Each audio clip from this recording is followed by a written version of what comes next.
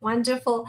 Hello and welcome everyone, all our AJOG MFM listeners, to our second episode of our new wonderful podcast series called Love, Happiness, Evidence Meets Emotion, which is based off this beautiful book called Love, Happiness by our awesome author here, Dr. Vincenzo Berghella. So, today when you think about love and science, it's just something so deeply meaningful and there's so much interconnectedness. But when we really talk about empathic love, it sounds like one of those concepts that's really simple, but can be really nuanced. We try to define it, measure it, optimize it. And yet when we actually experience it, it rarely feels linear or logical. So today, our awesome author Vince has compiled lots of evidence behind what empathic love really is, how we achieve that, as well as what are all these incredible benefits of love with science-backed evidence for it. So Vince, take it away. Tell us all about kind of your inspiration on this specific topic, empathic love and benefits of love. Thank you, Kavit. It's always a pleasure.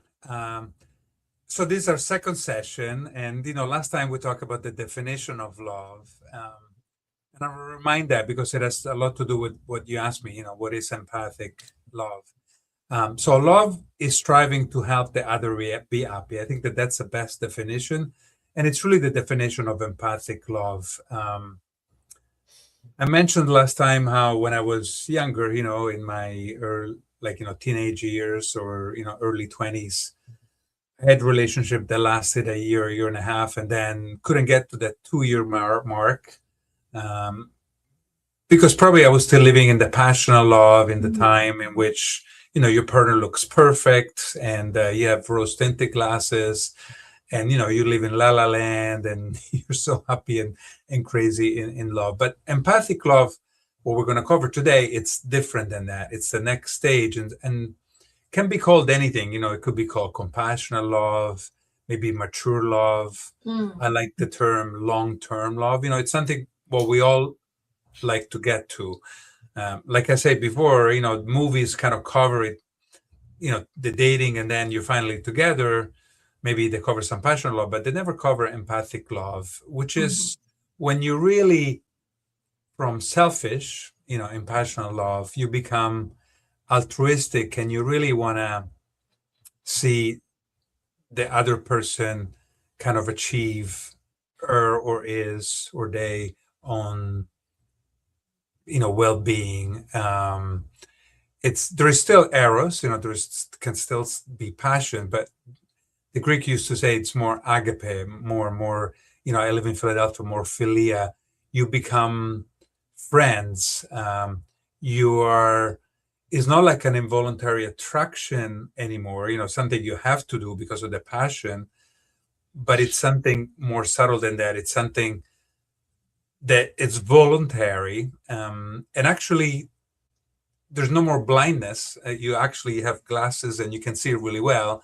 So you begin to see the flaws of the other person, some imperfection, but you buy into that. You actually say, this person has so many good qualities that are so important to me. Hopefully, like we say before, you know yourself, you know what you like, and you can see past the small flaws and concentrate on the really, really important stuff. Before I say that I was younger and passionate love, you look maybe more physical, attractive, things. Versus now you're looking at the other person, maybe altruistic qualities or honesty or, the way she or he loves you back. But it's really a phase in which you're more giving than receiving. Wow, I love that you shared that. And you're so right about what we grow up learning and understanding about love is all truly just passionate love, which we covered very much of in our first session. And I think my experience of learning about empathic love, because people actually realize they get to this point in the relationship and they're like, but how do we make it last, right? And that's where I think you see a lot of these video clips where they will interview couples that have been married to 40, 50 years, or old people, like, hey, what is your secret to longevity or this long-term love? And I feel like anytime I watch any of those clips, it's really the whole message behind that is, forgiveness, acceptance, which are, I think, other words that people have used to describe empathic love. And so I love that you use that word, because that really highlights it. That is the key to a long-term successful relationship, you know. And one of my favorite authors on love, Esther Perel, which I think, a lot of people, if you read, read stuff about love, she's written a lot about that. And on relationships, she says, love is not a constant state of enthusiasm. It's a verb, right? It's a choice. So when you kind of transition from that passionate love, sometimes people find themselves so confused as to, hey, I don't think I'm in love with this person anymore. But it's not always that. I think that's an important space to stay for a while and ask yourself, can you transition to empathy?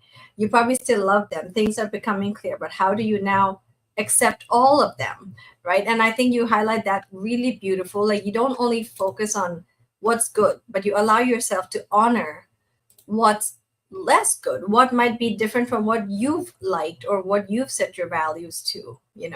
I think I love how you described that.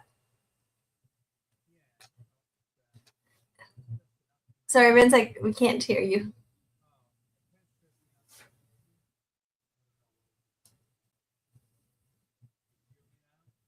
Uh, yeah, I think there's a little bit of a lag here.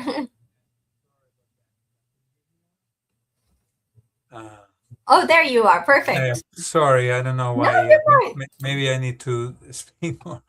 I don't know what this is like. I apologize to everyone. But yeah, first, I think in this phase, which hopefully lasts decades, this is the long-term part, you're really learning that a person, their attachment style, we talked about love languages, what their strengths are, even maybe their professional or personal dreams, what kind of, I know you and I took the SMFM leadership course, their DISC personality, if they're at a D or an I or an S or a C, they're emotional intelligent, they're introverted, less introverted. I remember in relationships, like, I'm extroverted, if there's confusion, a band or, party or something, I'm drawn to that. But sometimes my partner were not into that. And then you have to respect that. And in fact, not force them into something they don't want to do. So if there's something really important, make sure you're aligned, you know yourself well, you know them first well. And hopefully on the things that are really, really important to you, I'll make an example, Kavita, 2 nights ago, one of our kids wouldn't sleep. And so, crawled into her bed, then she wouldn't sleep, kicking us all. Basically, I realized, unless I get out of here, she'll never sleep. It's too many, in bed. So I went upstairs and went on to the couch. But sure enough, half an hour later, while I was sleeping, a blanket, came over me. Because finally the kid has fallen asleep, and Federica put a blanket over me. Aww. Those are things, hopefully, that represent empathic love, somebody really caring about yourself. So hopefully, first I cared about her. I wanted them both to sleep, and I kind of made the choice. Let me sacrifice, go to the couch, and even better, our side. She, despite not sleeping much, she remembered that there was no blanket, where I was. So you need to behave in a way to please your partner, to kind of get to their inner soul, and try to do as much for them as you can. Remembering, like you said before, then some things, and it could be crooked teeth, it could be smelly feet, it could be they have no sense of directions, maybe they speak too much or speak too little, or whatever gets to your nerves. Maybe they're not as good with money as you want them to be, or maybe they're too close to their parents, or they fought with their parents and you don't want them to. There's going to be some things that you disagree or you wish, we're different, but you accept. This is a time in which you focus on the positive, you're grateful for what you have. Um, those are the bases, the reasons you got together and to begin with and are carrying you, and you put away the difficulty. You have a very positive mind, and I think that the difficulty, I think, in our age is that people talk in general, not even just in relationship, too much about the negatives and not enough about the positives. Wow, I love that you share that. And thank you so much for sharing that example. And that reminded me of something, because when you share that example, it made me realize it's, because sometimes when people think about empathic love, they think it has to be this grand, oh, like, how do I know I've reached empathic love? How do I know I am there? You know it by shining light on the small moments. Right, And right, absolutely. and Yeah, make it big, because the thing is, I feel like we're always already doing a lot of things for the people we love, but we don't acknowledge or give enough attention to those small actions sometimes. That sometimes it just goes like, oh, this is our norm.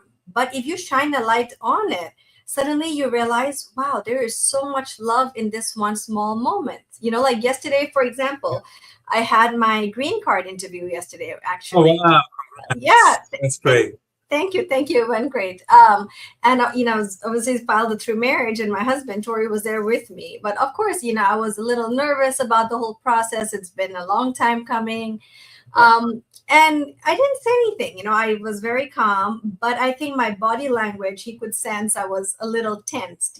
sure. And without saying anything, he just kind of reaches over, holds my hand, and starts rubbing my hand. Right? It's a very small act, and right away I relaxed. And like that was empathy. In that moment, he was able to sense what Absolutely. I was feeling without my words. And he knew what I needed without me having to ask for it. Right?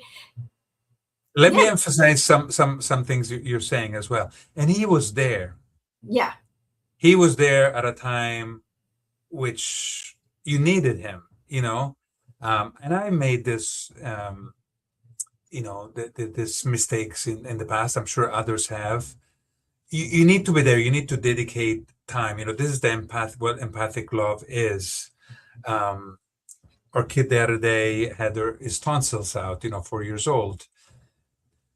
I made sure it was only 2 days in advance that, kind of the day of surgery was decided. Thank God my partners agreed. I'll tell you, 3 decades ago, when I was younger, I either wouldn't have asked, for the time off. I wouldn't have thought about it. I would have said, hey, one parent is there. It's enough, we don't need to lose job. And these are important moments, being there for your green card, being intentional. So it takes work. I like, our friend Mike Foley always says, I spend an hour and a half talking with my Yeah. wife, every evening, taking a walk. Mm-hmm. Uh, it Love, it's a lot of work, especially long-term empathic love, and you need to put that work in. I hate the term work, but it is, because otherwise you miss out, and then Tori doesn't come Mm-hmm. to your appointment, and there is resentment. You feel more anxious, things don't go as well, and that's what a partner is for. To support you. Yeah, I love that. And you're right, I don't like the word work as well, because you're right. When people hear that, it feels we associate work so much with a negative thing in today's Yeah. culture. It's not. I mean, work is great. A word I like to use is to water. Like, it's, if you Mm, think about your relationship as, your pot of absolutely. plant or your garden, so you're watering your garden. I think Yeah. that just sounds more soul enriching, and it feels like you're gonna get beautiful blooms after at the end of this. So I think that's so you gotta water your relationship, put effort into it, and water each other, right? Yeah. And I love that, and you water in the morning, you water it during the day, you water it by a date every Friday, whatever. You water it by a couple of small vacations or big vacations a year. um, you water it by all that, and then all of a sudden you're a good example to others. If you have kids, they're relaxed and happy, and they can see, you almost modeling first to yourself, to your partner, but to the outside world, such beautiful feelings of altruism, of watering. I like that. So your partner is like a plant, and you want that plant to do as to flower as much as possible. Yeah, yeah, no, absolutely. Thank you. And I love that you shared something about that Dr. Foley talked about, Mike Foley talked about, doing check-ins with your partner. I think as relationships start to transition from passionate to empathic love, the most important thing to help you cultivate that is communication, right? Like you cannot expect your partner to know what you need, because sometimes I feel in romantic love, in passionate love, you're just like, oh, they show up with the thing and you're just like, oh my god, that's exactly what I needed. But in real life, like that's not how it works. You have to communicate, tell them what you like, what you don't like, so they can meet you there. And that's why those communications are so important. And I just want to share, because this is something my husband and I do every weekend. We have our what we call a designated relationship check-in time, and we always ask each other, these 5 6 questions every week that has really strengthened our relationship. And the first one is, what went well for you this week? What brought you joy? What made you happy? Because then that you try to help cultivate more of those moments, right? The second question is, what challenges did you have, or what are we navigating? So that way I know, hey, if there was something that I could have done differently or done better, it's asked in a way that's we are able to communicate and not have a conflict about it. And then we ask, so what do you have going on this week? Because if you're, like you're saying, you have kids, work, busy careers and everything, you at least know, okay, this week they're going to have a busy week, I can pick up the slack, I can help, with the things at home. Or if I'm having a busier schedule, they know that they can do that, right? And then what are you doing for yourself? This is another really important one, because when you love someone, you also want to continue to inspire them to be their own person, to have their own dreams, their own goals, and continue to let them know, hey, I'm here to support you. What is it that you're doing for you, right? And then the next question is, what can I do differently for you? And then sometimes we'll also, as OBGYNs and MFMs, we also talk about, I think, important to talk about your sex life. How is that going?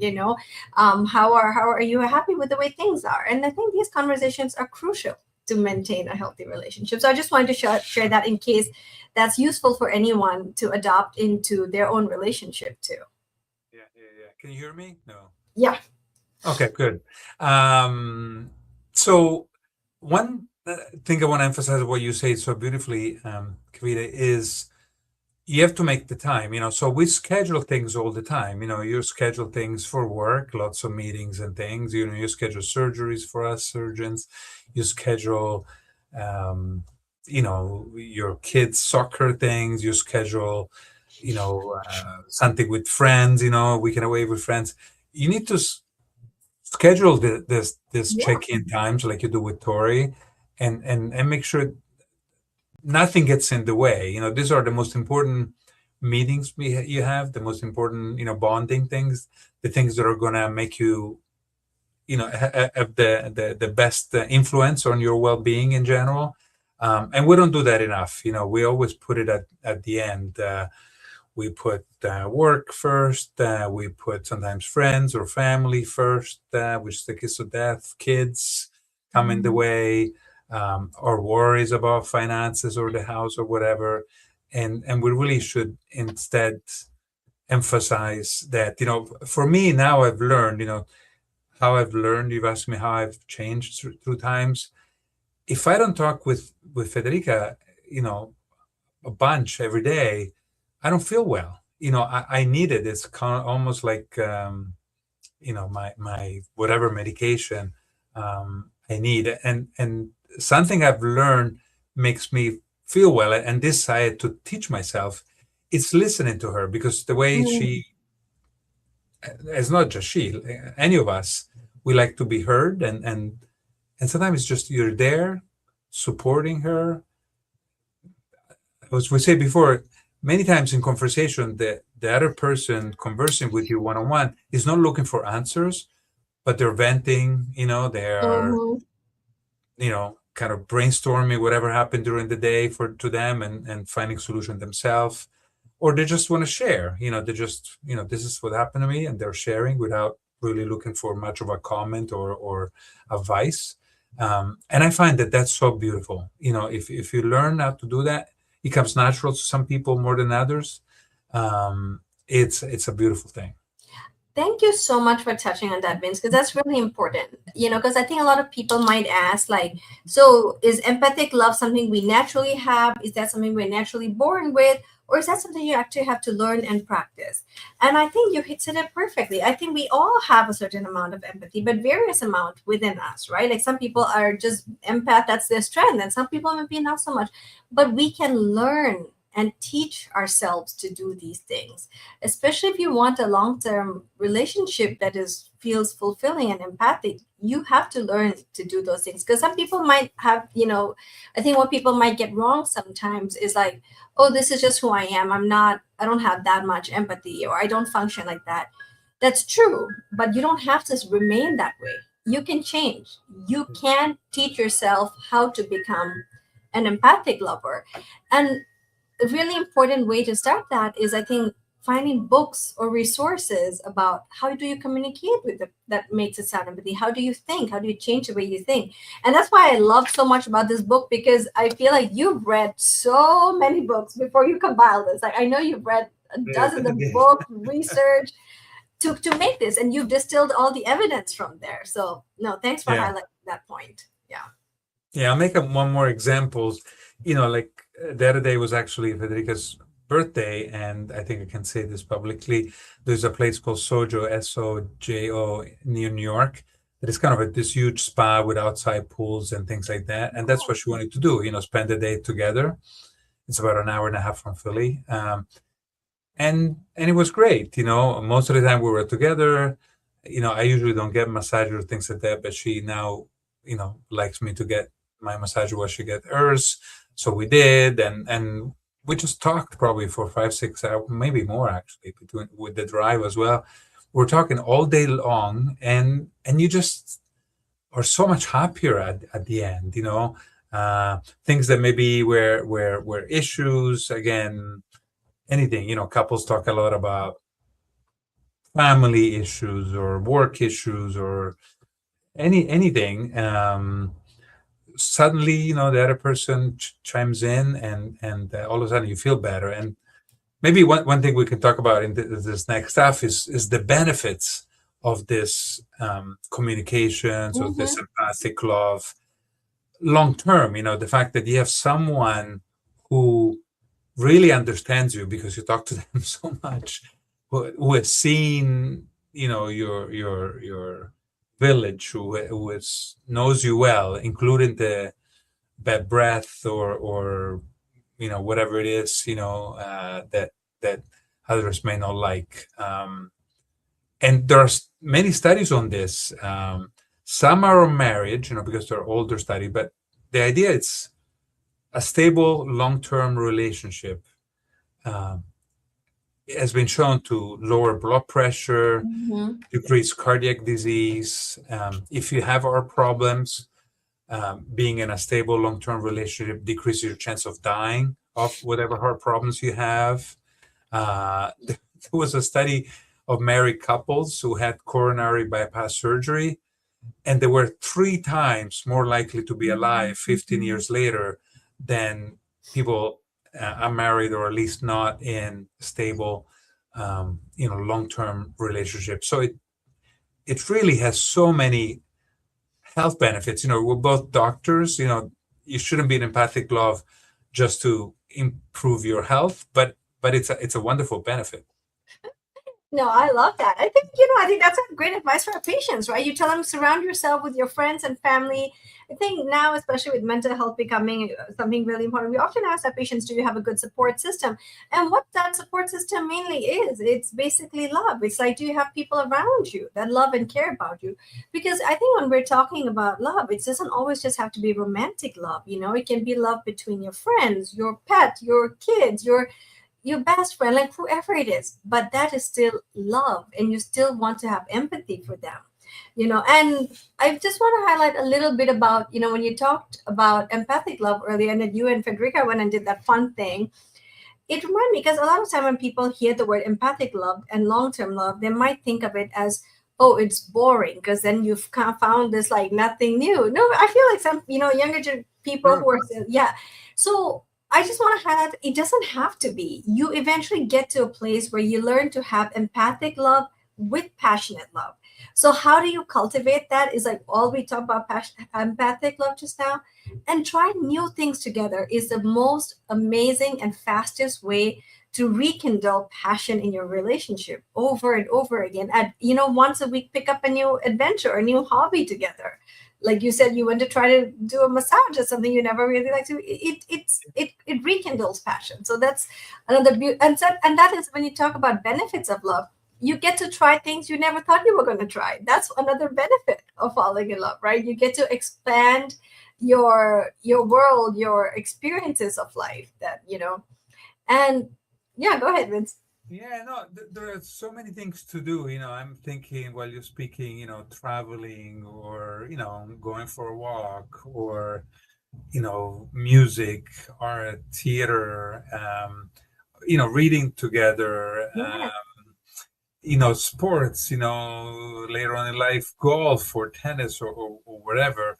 Um, Again, you're not going to be, there are going to be some things that, one is passionate about golf, the other one hates it. There's some things that you don't find, but if the list is so long, you should find some things that you're least interested in, and like you say, and explore them and make it new. And then if you find something, then maybe you dance at one place one day, and then you dance another place another day, and then next year you pick up another. You go from salsa to waltz, or and like you say, it doesn't have to be boring. In fact, there's a little bit of a sad statistics, but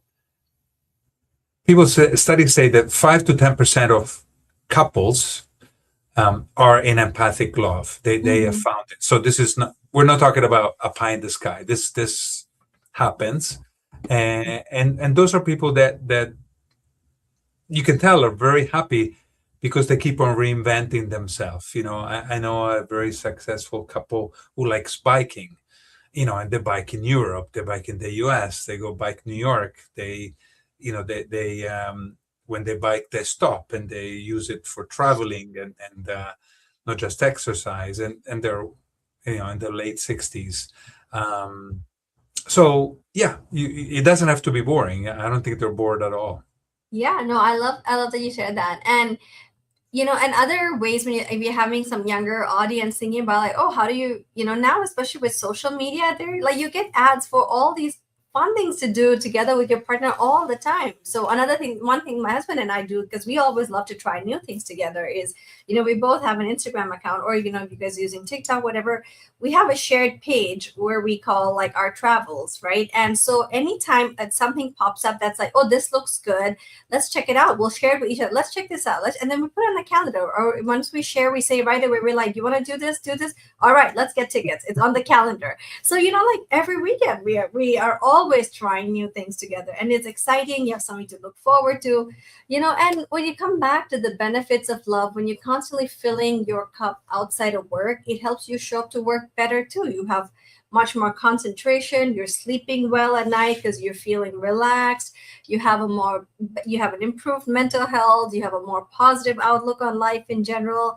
And I think, from your book, you also mentioned there's data that it can extend your life itself just by having a happy relationship by 4 to 8 years compared to unhappy relationships. So I think putting that effort into watering each other it's a win-win all around for both people, right? Yeah, it really is. And while you're talking about traveling and stuff, I'm even thinking later in life, if you like to have a cup of coffee together, it doesn't have to be the same Yes. time every time. My wife likes local bars. You can find a different bar every time. In the different bar, I'm sure they have 20 different kinds of coffee. You can try different cappuccino, macchiato, whatever at different times, and you can renew yourself, and then maybe vote on those and go back to the ones you liked, or make an anniversary with the best coffee if you like. I think it's almost a catch 22. Persons in happy long-term empathic relationships, they usually have positive attitudes and choose um, happier partners.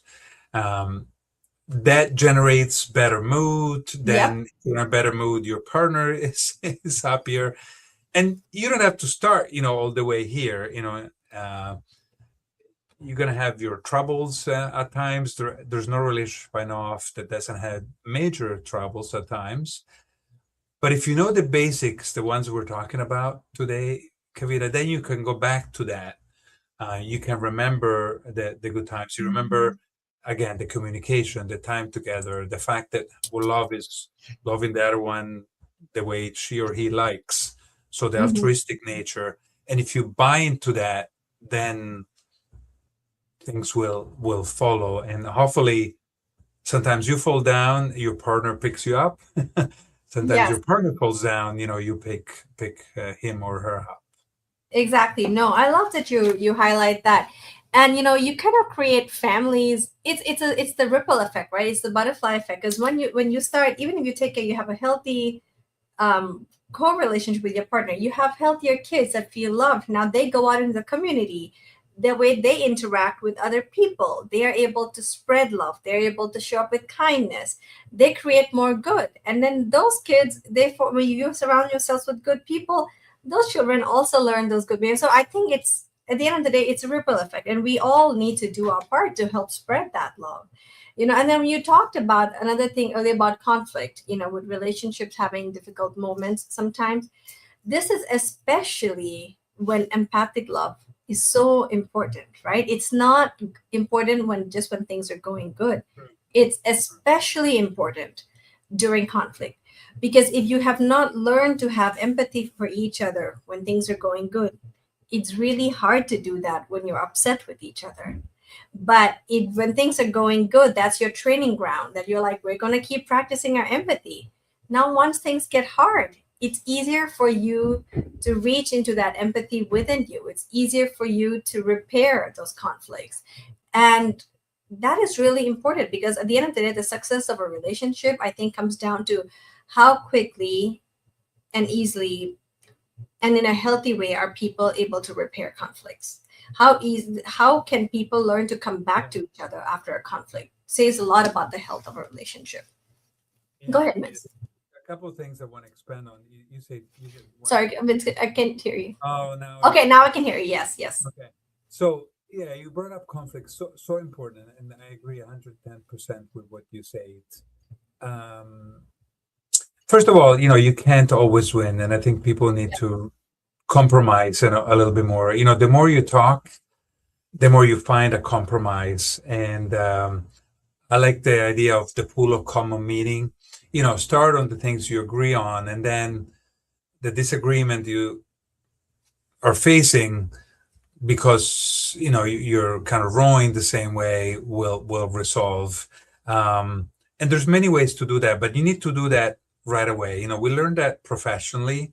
If you see something wrong at work, people tell you, you need to speak up right away. If one of your colleagues, something is happening, you take them into a room, you talk to them one to one, and you solve it right away. Don't let it simmer. And it's really, really important we do that with our partner, in empathic love. The old cliche, don't go to sleep mad, to your partner. That's super important. That golden advice. It could be 3 in the morning, and you're tired. Don't go to sleep. You spend whatever time, an hour or two or less or more, and you solve it right away. First of all, which rarely, maybe has happened 2 or 3 times, if there is a conflict in the evening and I'm tired, um, I I know I can't sleep. If I try to sleep, I can't sleep anyway. So why stay sleepless and mad while you can at least try to solve it, Yeah, or at least solve part of it. So that's uh, super important to kind of solve those conflicts yeah. as soon as you can. I love that you share that. And I'll share a small caveat to that, only because one thing I've come to learn and realize is a lot of people, depending on your attachment style, which I know we will touch on, in a future Yeah. session too, that depending on your attachment style, some people, especially anxious people, might want to fix things right away sometimes because they just don't like this feeling of the discomfort of the separation. And but also at the same time, some people, this is from reading as well, like people that might be more on the avoidance spectrum sometimes are so overwhelmed by emotion that for them, in order to approach the problem objectively and calmly, they actually need some space, right? So, and sometimes, especially when relations, and oftentimes relationships, partners tend to be of an anxious and avoidant duo because they tend to attract each other a lot in the beginning.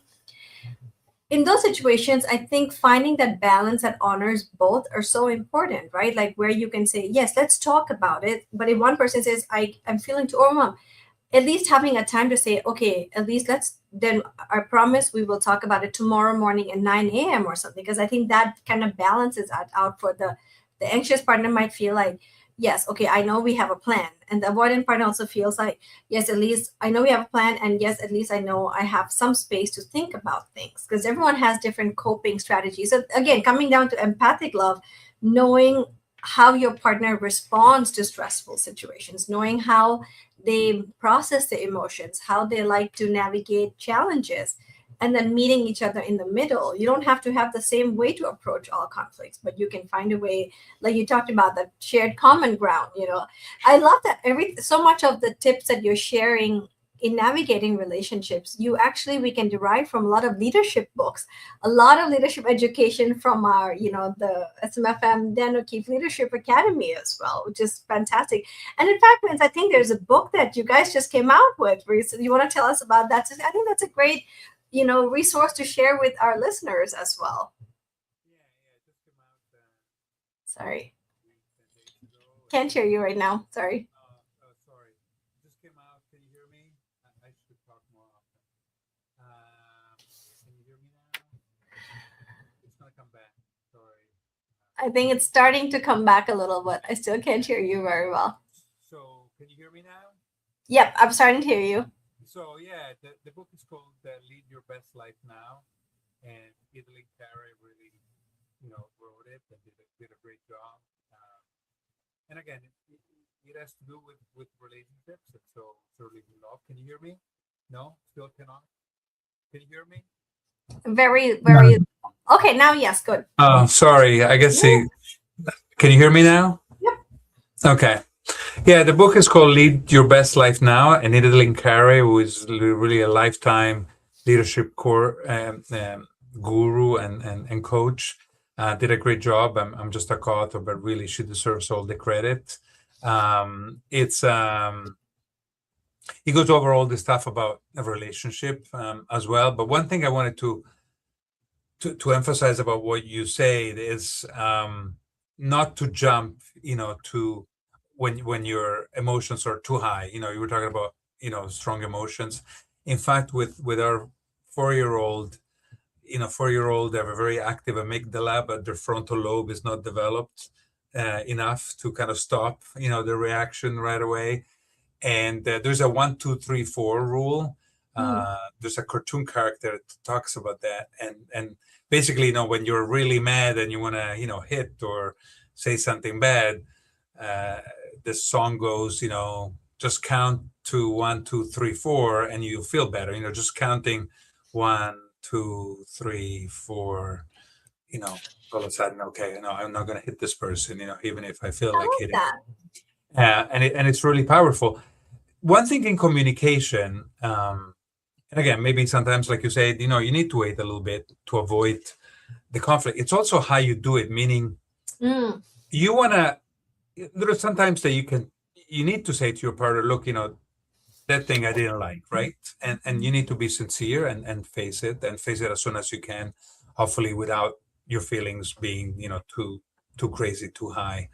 Um, but the important thing is not to accuse the person themselves, meaning you did I don't know, you were eating too quickly, and you had food on your side of your mouth, I don't know, something stupid like that, versus saying, oh, you're glutton, you're messy, you eat too much, you have no manners. Like, you're attacking the person themselves in general. You always, you know, um, you eat too much, versus, it's this one time, thing. It's really important to make the difference and not obviously, call that a person with bad words and attack your character in general. And I see that happen too much, uh, I don't like to use this word, but you don't say to somebody, you're a jerk, for any reasons or worse. Yeah. You say, what you say now using that particular word, I thought was unkind this one Mhm. time. What do you think? Can you use a different adjective, for example, Yeah. versus attacking?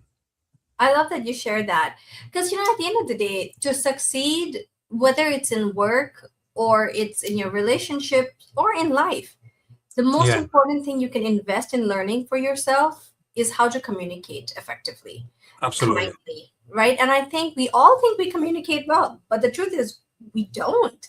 Anytime you find we don't always do it perfectly, there's always ways we can improve. And I feel like learning, trying to buy, read books or listen to audiobook or whatever about how to communicate, what words to use or not use are so important, because how you communicate is the only way you can build something with Yeah. someone. And on that point, when you talked about, not to blame people, one important thing is, instead of using you statements, always speak using I statements, right? Like when you tell someone you are doing something, it's a blame. But if you say, hey, when I notice this behavior, I experience this or I feel this way. You talk about how your experience of it without blaming them. And one really wonderful tool for doing this well, I think, especially in relationships, is, nonviolent communication, which, there's a lot of science that supports that as well, the NVC, which is a four-step approach to how you communicate, right? You say, when I observe this behavior, I feel this. And then in order to need, like, my need is I want to feel safe, and then your last is you ask for what you need. But it's, if you're looking, if you're listening to this, you can look up nonviolent communication. That's a really great tool to use to communicate with your partners. And setting a standard for your relationships with your partner is important too, like saying, hey, in our relationship we have ground rules, just like, when you have any enterprise, you have the code of conduct, the mission, vision statement. Those code of conduct, I think you need to have it in your relationships too. Honestly, as physicians, we are so great at being part of systems and drafting policies and systems in hospitals. Use the same mindset at home, right? Like like my husband and I, we have a relationship agreement, like code. It sounds very, I don't know, too like evidence based perhaps, but it's something we can come back to. Go ahead, It, Ben. it is so beautiful. It is so beautiful. Code of conduct for the relationship. Can you hear me? Yeah, Yeah, yeah. It's so important, and there's so many benefits to this. I can't resist. I'm gonna show one slide. That kind please, of yeah, maybe puts this together, and people yeah. understand how important this is, and maybe we kind of begin to close on this. We've been talking about this kind of catch-22 virtuous cycle that I have in this slide. We've been talking about this emotional connection, right? Which is comes from trust. So you can Mm-hmm. trust somebody that you can talk to them, you can tell them anything you want, as long as you do it, Mm-hmm. kindly, in a positive way, without attacking the person, like we were saying now. No bad words, no, minimizing, that person in terms of their character. So then you're emotionally connected. You spend an hour and a half every day. You talk all the time. You find time to connect, and look at the other stuff which we all like that follows. Then you have physical, attraction, sex, and orgasm, and that leads to all kinds of different things. We're doctors. I put oxytocin here. We're OBGYN. What's better than the love drug, oxytocin? But there is endorphins and serotonin and dopamine, et cetera, et cetera.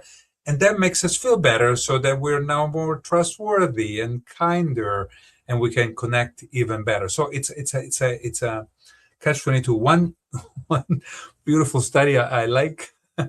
that makes me laugh, but I'm not sure we mentioned before, Kavita, is if you help at home, for example, you're helping your partner.